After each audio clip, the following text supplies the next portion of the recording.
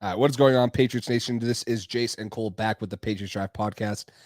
It's been 2 embarrassing weeks for the Patriots after losses to the Cowboys and the Saints, and New England sitting at 1-4 with the 5th overall pick.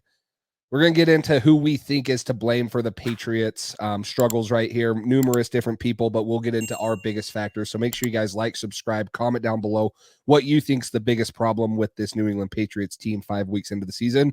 And without further ado, let's get right into it.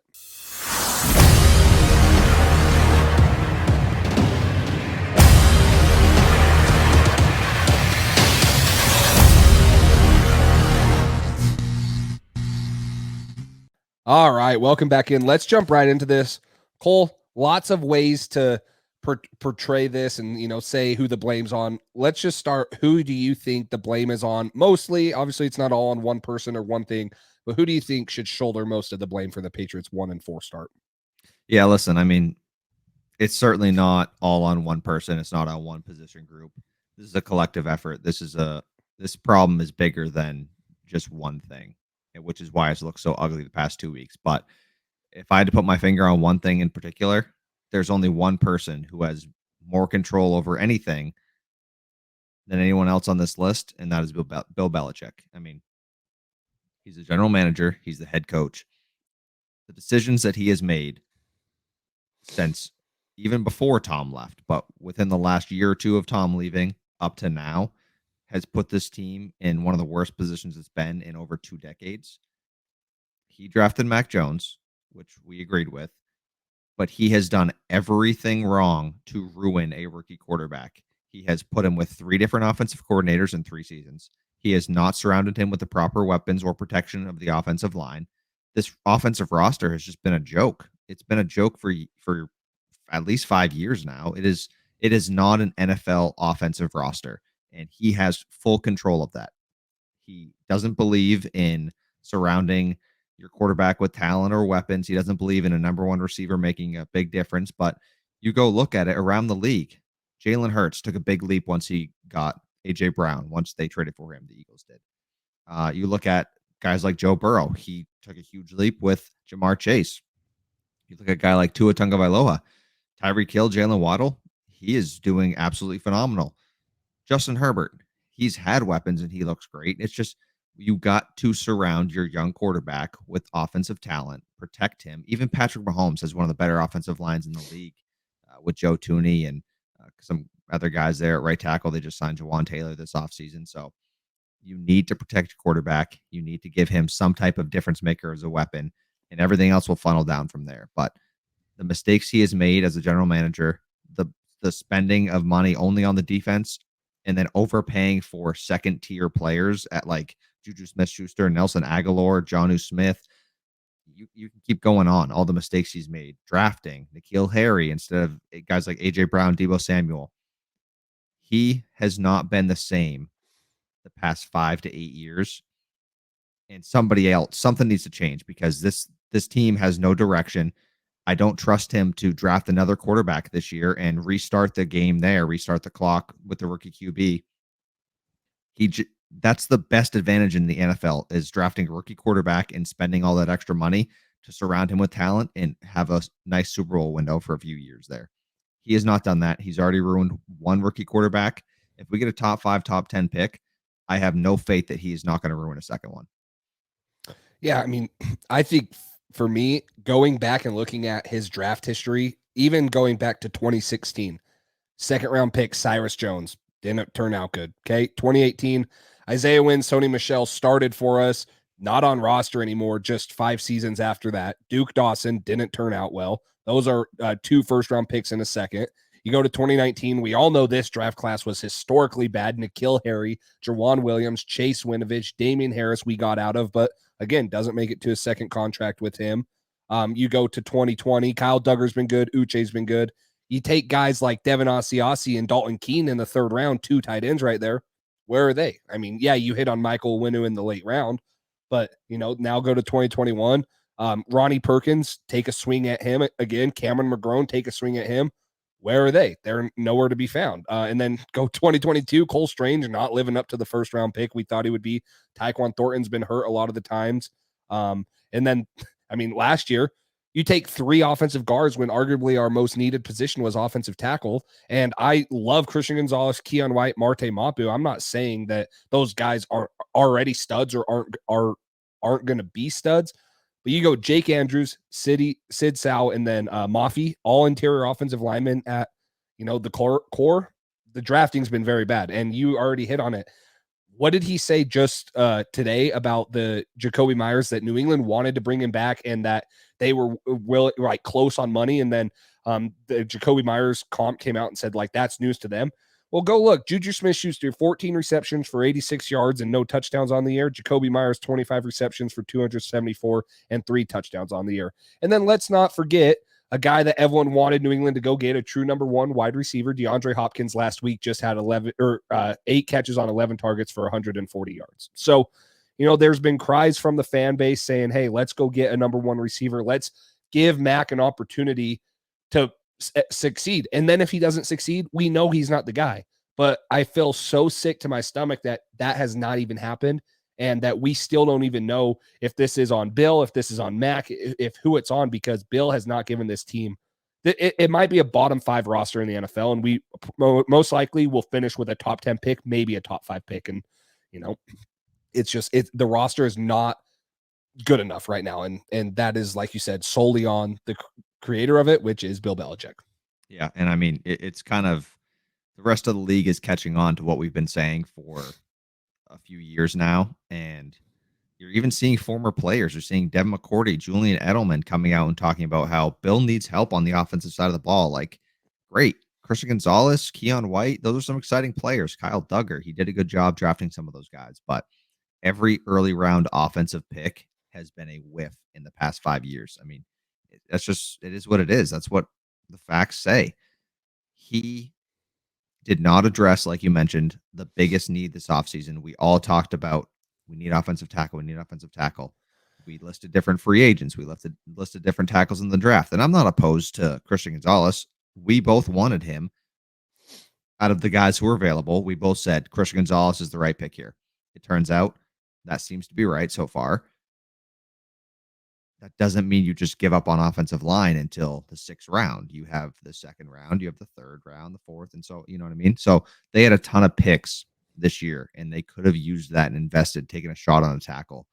The offensive line has been an absolute mess. The Cole Strange pick, like you said, has been an absolute whiff. If you're going to take a guard in the 1st round, you better be pretty sure about it, because that's not a high value position where you can find guys in the 6th round who are going to be just below some of those late first round guys. So you really got to be sure. We know that whole Cole Strange fiasco. And my issue is it's not only the GM stuff. That's 90% of the problem. I think he's a phenomenal coach for the most part. I just think he's too stuck in his ways. He hasn't adapted to the NFL the way things have changed. He refuses to do all these things that you would think one of the smartest coaches in NFL history, one of the best coaches in NFL history, you would think he would understand these things and see the trends of, oh, all these quarterbacks are getting way, way better when they get a number 1 weapon. Maybe I should do that with my quarterback and see what happens. Oh, maybe I should protect him. But he has absolutely screwed up the rookie quarterback system of how you should train and develop your rookie and your young QB that you drafted. He has done just about everything wrong in that sense to a T. So I don't know. I don't believe that it's going to be any different. What's different? If you just go draft, even say we got the number 1 pick and we drafted Caleb Williams. What is different next year in this offense? Still a horrible offensive line. Still not enough weapons. You're still not setting this kid up to succeed. And then what? Are you going to bounce around OCs as well?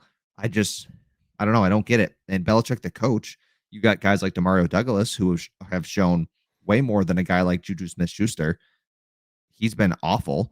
And Demario Douglas plays 25% of the snaps, and Juju gets a ton more. It's like, it just doesn't make sense. You need to give the people who are going to give us the best chance to win football games, put them on the field. They're exciting, they're explosive, and they can create plays. Even Kayshon Boutte, if he can do what he did in the preseason and break off a long touchdown run, that might be enough to help you win a football game right now, because your offense has been so horrendous, you can't even put points on the board. We have not scored a touchdown since week 3. It's going to be week 6 this week. So things need to change. I think it starts from the top, and I never thought I'd get to this point, but I'm here. It's time. Belichick needs to hang it up as far as the GM duties go. If that means he needs to go as a coach as well, blow it up, restart. I'm at that point right now. It's just I have no faith in him doing things differently because he has shown repeatedly that he is going to do the same thing and he is stuck in his ways. We need a change.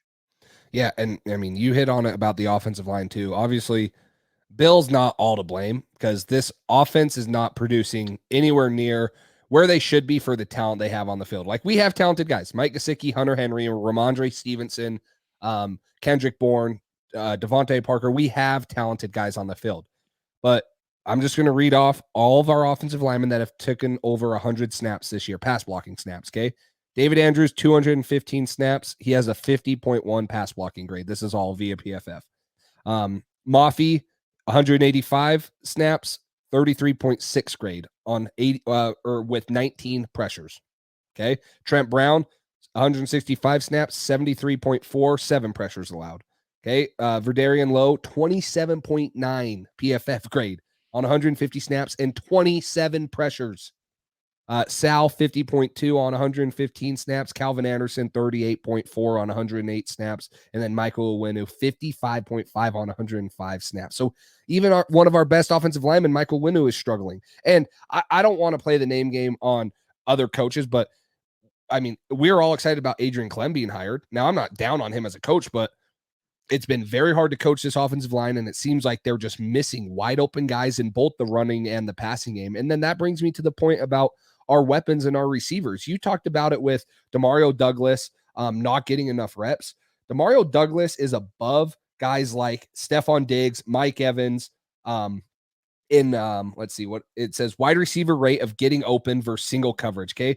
Demario Douglas has a 52.38% win percentage against single coverage, but that's on 24 reps.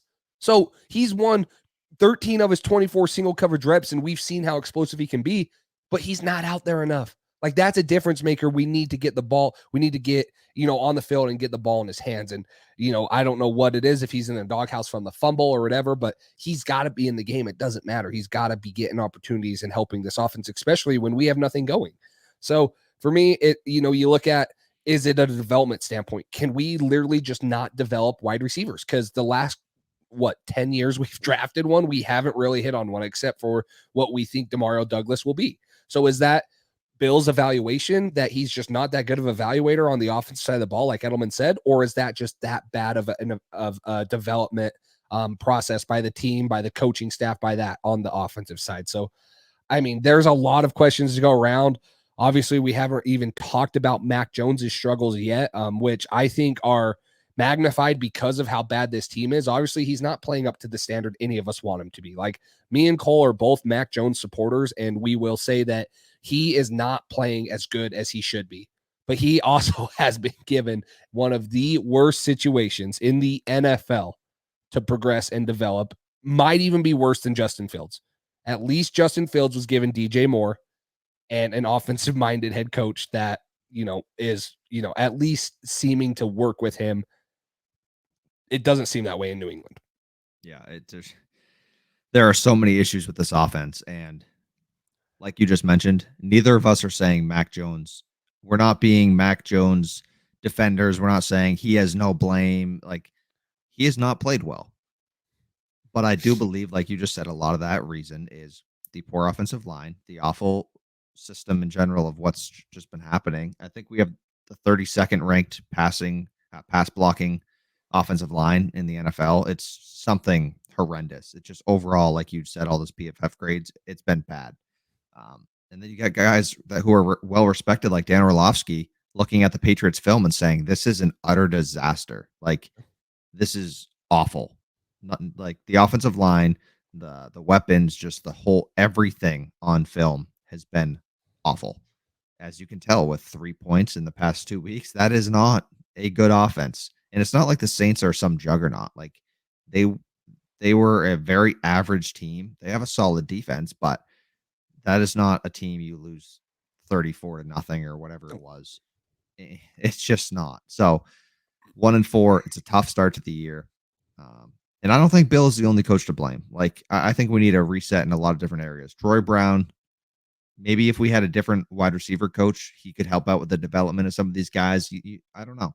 I don't really know what the answer is as far as that goes. I don't know exactly how much of the blame is on Belichick for the evaluation, but you would think that some of these guys would succeed elsewhere if they had talent. But I really think it's just the evaluation of these players. Like, I don't know if Justin Jefferson was available. Supposedly we were going to take him that year, one pick later, but would we have? Would he really have pulled the trigger? Would Jefferson be the same player? I don't think so. I don't think he would have developed the same. Would he still be good? Yes, because he's Justin Jefferson, but I don't know. I just think there's so many issues within the operation. And I think Bill is not willing to change and willing to adapt.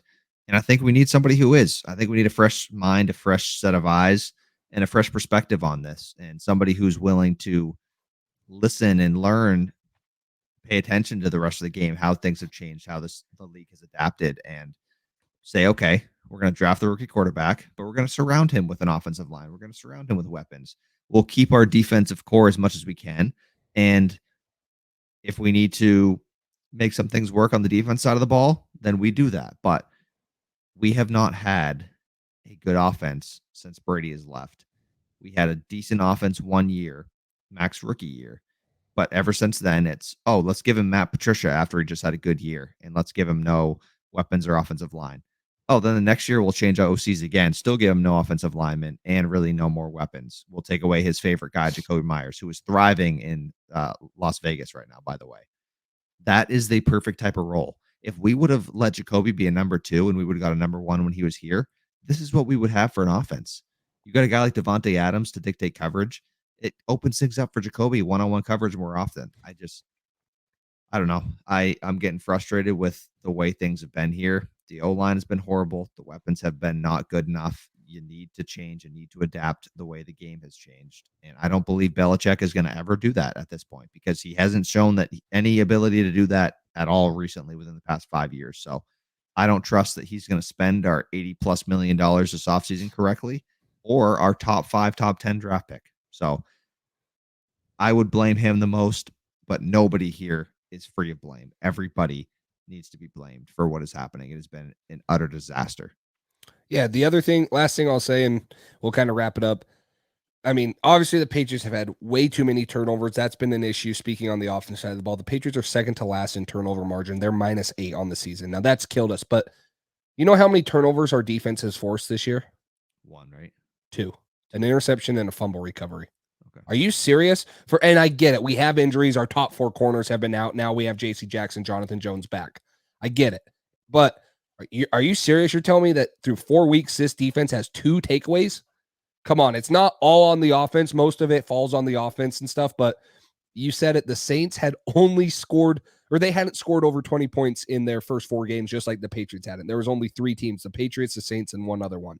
And obviously a pick 6 and stuff. But the Patriots defense didn't hold up by any means. I mean, it was a little concerning. And so, yeah, injuries are playing a part on the defense side of the ball, but our defense has not lived up to standard. And it's been a little disappointing because that was supposed to be the bright spot. But make sure you guys, last thing you real got quick. something else. Yeah. Yeah. Just on the defensive side real quick, not to make an excuse for them, but when your offense is going 3 and out so often and they're on the field 90% of the game, I can see how it's not only demoralizing, but also just tough physically and to keep up that competitive nature and to dominate when you're on the field that often. Like you see these guys get tired on the D line and just in general, when you're on the field that long, it's like, okay, we finally get off the field. You basically set your helmet down, start to drink water, and oh, we have to go back already. What? Like it's 3 and out that fast. So have they been great? No. I'm not worried about the defense side of the ball. The injuries have been horrendous. Like I'm not worried long term about the defense. Losing Gonzalez and Judon, arguably your 2 best players, and the mess at corner with Jack Jones, Marcus Jones, John Jones all being out. I don't think the defense, I'm not worried about the future of this defense. I'm concerned about the current and the future of this offense. So just wanted to get that in there before we wrap this up. Yeah, no, I mean, it's just the point is it's this whole team is bad right now. Injuries included is bad. Plays bad, offense, defense, special teams has been bad. We didn't even talk about special teams. We don't I want think we have them. the 32nd ranked special teams. Which, Yeah, I no, mean, dead last in most categories. Yep. yeah, which is, I mean, that's been multiple years in a row now, which is supposed to be like Belichick's thing is well-rounded football. We're going to have the advantage because we're going to have better special teams. We're going to be better in all three phases. Like, you're just not seeing any of the things you used to. I don't know what happened. I don't know where it went wrong. No But it has discipline. gone downhill fast. We've talked about this penalties. on the penalties. It's not the Patriot way that everyone said it was when Brady was here. So absolutely not. But yeah, make sure you guys like, subscribe, and comment down below what you guys think the biggest problem is. And you know, we'll try to respond to you guys. There's a lot going wrong with the Patriots. Hopefully, you know, there's some light at the end of the tunnel towards all this, and you know, maybe some wins coming up, or you know, maybe it's just time to really clear house and move on for Caleb Williams. Let us know down below if that's what you want the Patriots to do. But thank you guys so much for all your support, and until next time, we will talk to you later.